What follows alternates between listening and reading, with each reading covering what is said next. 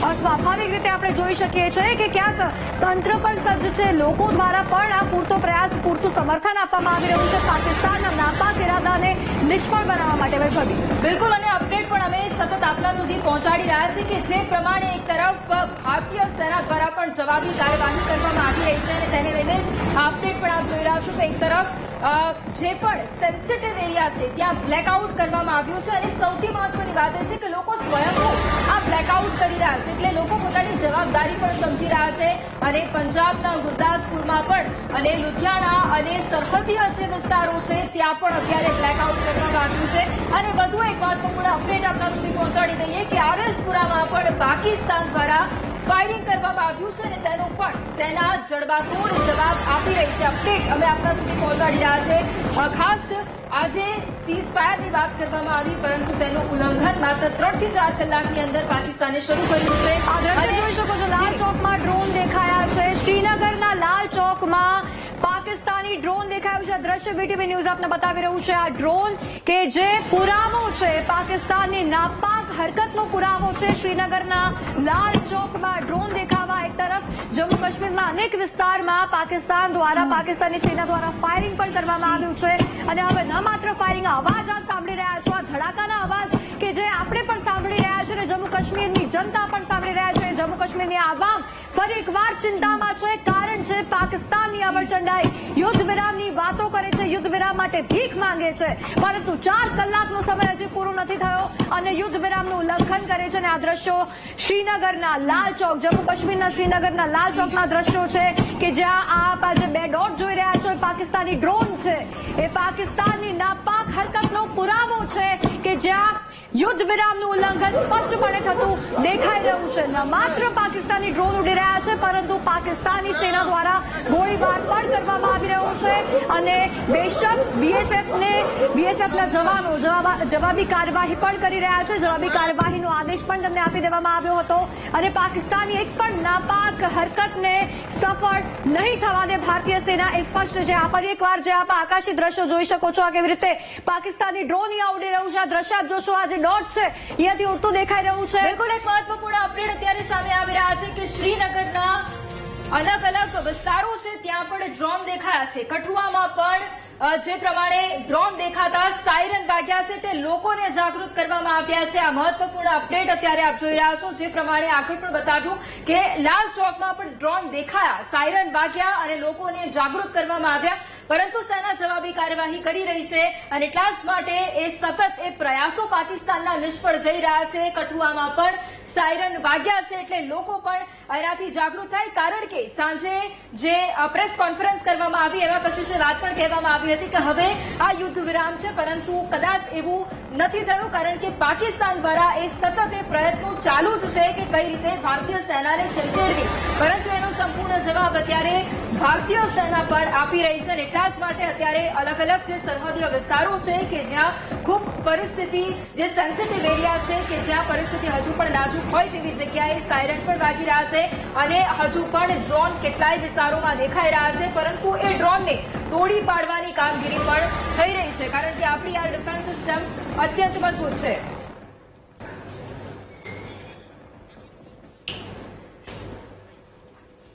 तो 4 घंटे के भीतर ही कि अभी अनाउंसमेंट हुई है कि 5 बजे से जो है आज शाम के 5 बजे से सीज फायर लागू होगा और उसके बाद अभी 9 बजे तक ही जो उल्लंघन शुरू हो गया है. इसका मतलब पाकिस्तान जो है वो भरोसेमंद नहीं है, उसके ऊपर भरोसा नहीं किया जा सकता. और ये जो सीज फायर का जो है ये तभी हुआ है इसका एग्रीमेंट कि जब पाकिस्तान जो है वो गुहार लगाई है उन्होंने अमेरिका को कि उनको बचाने के लिए, क्योंकि उनका जिस हिसाब से हिंदुस्तान ने उनका एयरफील्ड और बाकी जो है सारा जो मिलिट्री एस्टेब्लिशमेंट तबाह किया, उसके बाद उनके पास और कोई चारा नहीं था. तो अब ये जो सीज फायर का उल्लंघन कर रहे हैं पाकिस्तान, आप देखिए जम्मू संभाग में भी और कश्मीर संभाग में भी, तो ये दर्शाता है कि या तो जो इसके अंदर रोग एलिमेंट्स हैं पाकिस्तान फौज के अंदर, या जो है जो मुल्ला मुनीर जिसको कहते हैं, जनरल मुनीर तो नहीं, मुल्ला मुनीर ज्यादा कहते हैं उसको, वो अभी तक नहीं मानता, वो इस बात को। तो ये जो चीज है ये बहुत ही एक खतरनाक चीज है और मेरे ख्याल से लगता है मेरे को इंडिया को पास राइट है रिटेलिएट करने का और बिल्कुल रिटेलिएट करना चाहिए हिंदुस्तान को। और अभी जिस हिसाब से ये इनके बाकी जो एसेट्स हैं वो भी उसको खत्म कर देना चाहिए ताकि एक बार once and for all Pakistan को पता लगे कि वो किसके साथ डील कर रहा है। अगर ऐसी बात नहीं मानते जब उन्होंने उनके कहने पे और ये मध्यस्थता जो है वो अमेरिकन प्रेसिडेंट के तौर पे हुई है और हिंदुस्तान ने भी कहा ठीक है चलो हम मान लेते हैं इस बारी, बट ये जो चीज है अगर इस तरीके से ये सीजफायर का उल्लंघन करना है तो फिर हिंदुस्तान का राइट ऑफ रिटेलिएशन है अपने पास में और वो मेरे को लगता है कि सुबह तक रिटेलिएट हो जाएगा। What do you have to say? There were firing. Now we are seeing that the firing has started again on LOC and international border. So how do you see that? See, it just shows that Pakistan is not a trusted nation. The words that they gave proclaiming for a ceasefire, they have broken it within 4 hours. Now this shows that Pakistan is a nation which is not to be trusted at all because it shows that there are rogue elements within the Pakistan army or maybe even the General Munir, who's called as Mullah Munir, is not ready for the ceasefire. Now India has the right to retaliate because the ceasefire has been broken right from Kashmir Valley right up till international border of Jammu till Sabah, and all places there have been unprovoked violation of the ceasefire by drones and heavy arms. So this shows that something has to be done to treat this ailment and that India reserves the right to retaliate, and I'm sure India will retaliate. By morning we will get to know what the action India has taken, and once and for all India should now retaliate and finish off Pakistan's assets, military assets, so that they realize that whom they are dealing with. Because as it is, India has already shown what India can do, and Pakistan has been powerless to stop India in doing what they want. They have destroyed their airfield, they have also destroyed other their assets. So now all that is left has to be destroyed once and for all, so that the army knows that yes, that we cannot, break our word whatever we do, and we have to stand by it.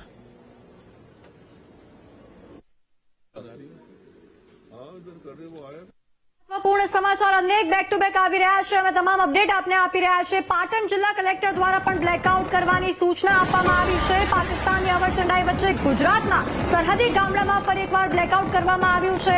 Pakistani સેના શાહબાઝ શરીફની જ વાત માની રહી નથી તેવું લાગી રહ્યું છે। एक हमारी नेता इंदिरा गांधी थी जिन्होंने अमेरिका को आंख से आंख में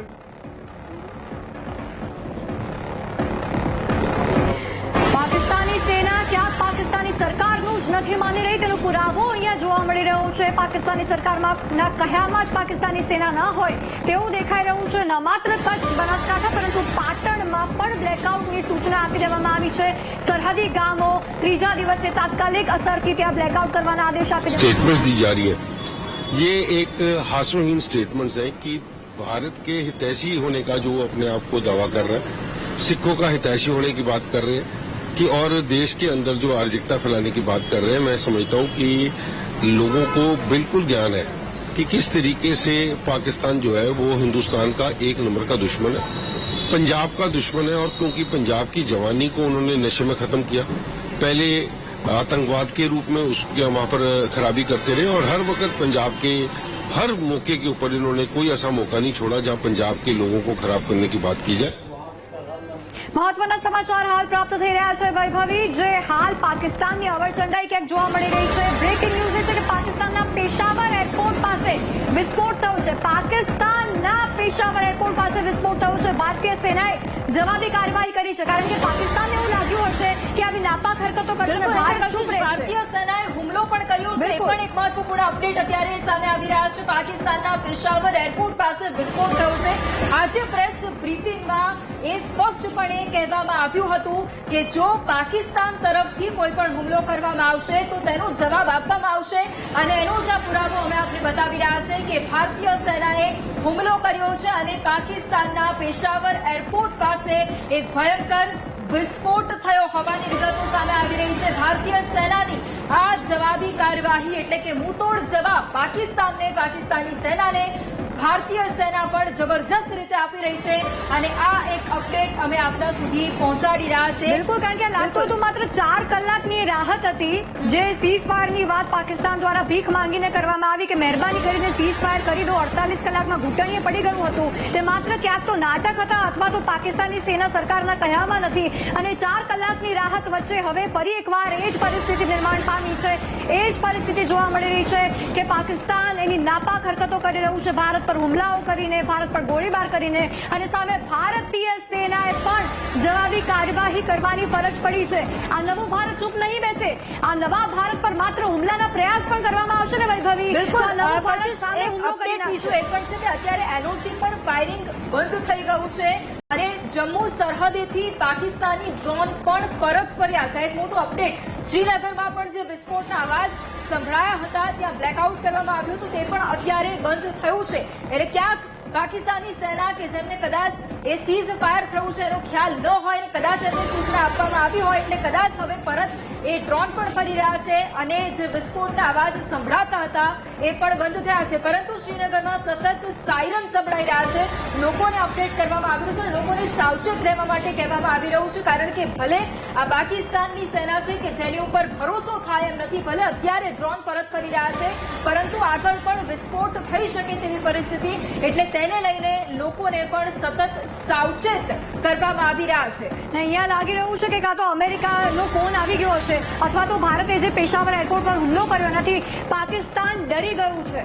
કારણ કે પાકિસ્તાન જે હુમલાના નાપાક હરકતો બતાવવાના નાટકો કરતું હોય છે ને એના હુમલા એક તો સફળ થતા નથી વૈભવી, અને બીજી તરફ ભારત એવો હુમલો કરી દે છે ને જવાબી કાર્યવાહીના ભાગરૂપે કે પાકિસ્તાન ઘૂંટણીએ બેસી જાય છે. આ જ વસ્તુ ફરી એકવાર થઈ છે. આપણે અત્યાર સુધી પાકિસ્તાનના ઘણા એરબેઝ નષ્ટ કર્યા છે.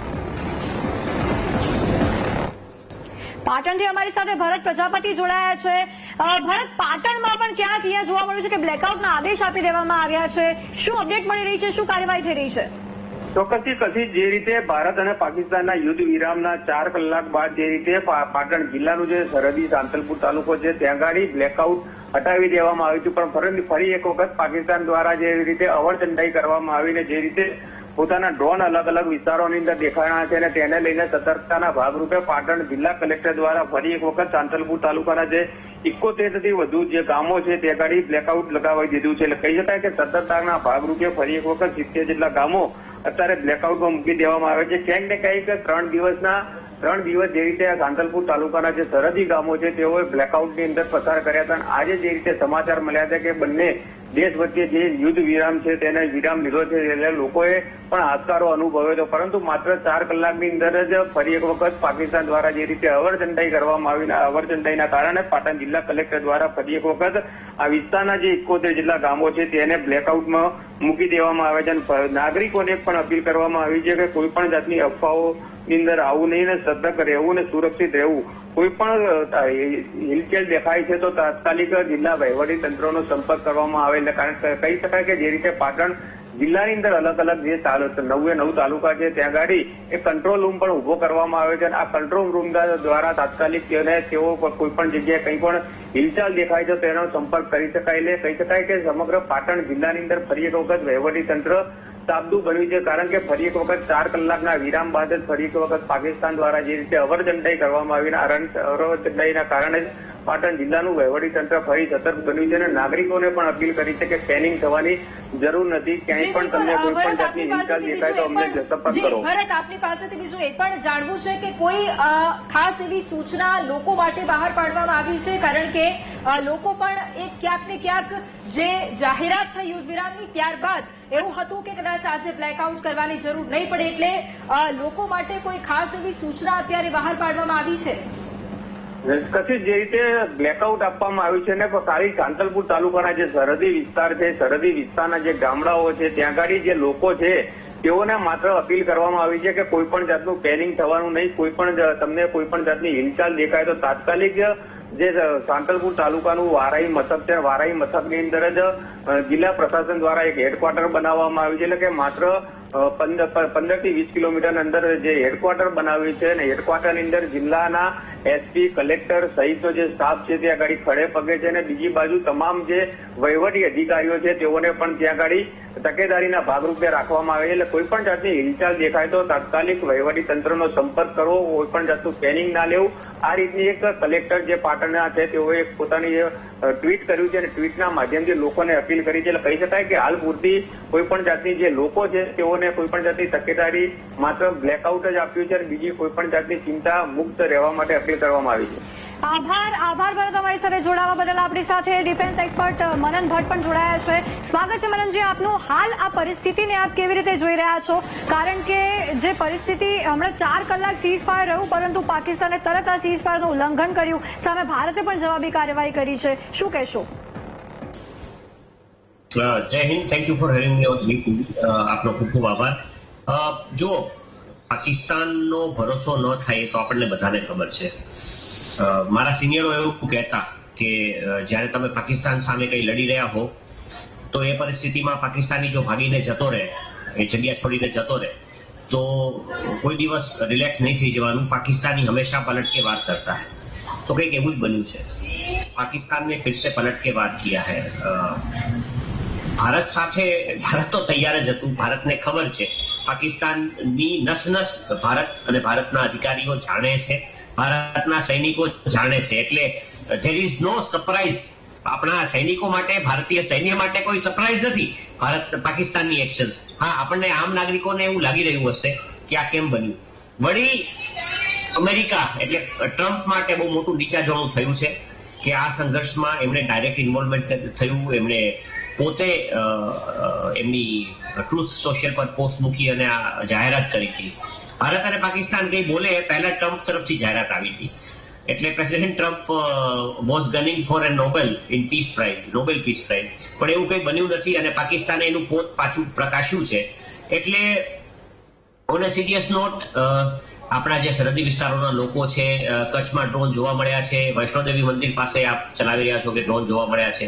એટલે આપણા લોકોએ ફરીથી ચાક ચોબંધ અને સુરક્ષિત થઈ જવાની જરૂર છે.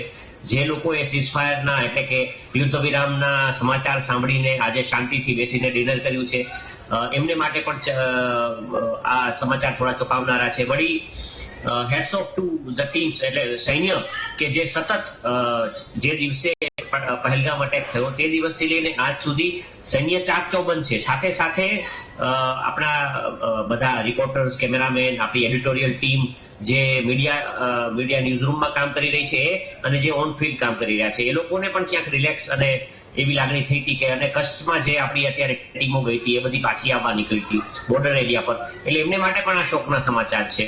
જે લોકો જામનગરમાં આજે સાંજે વાત થઈ બપોર પછી કે લોકડાઉન અમલમાં મૂકવાની કલેક્ટર સાહેબની જાહેરાત હતી, તો જામનગરના લોકોમાં પણ ક્યાંક એક આનંદનો માહોલ હતો.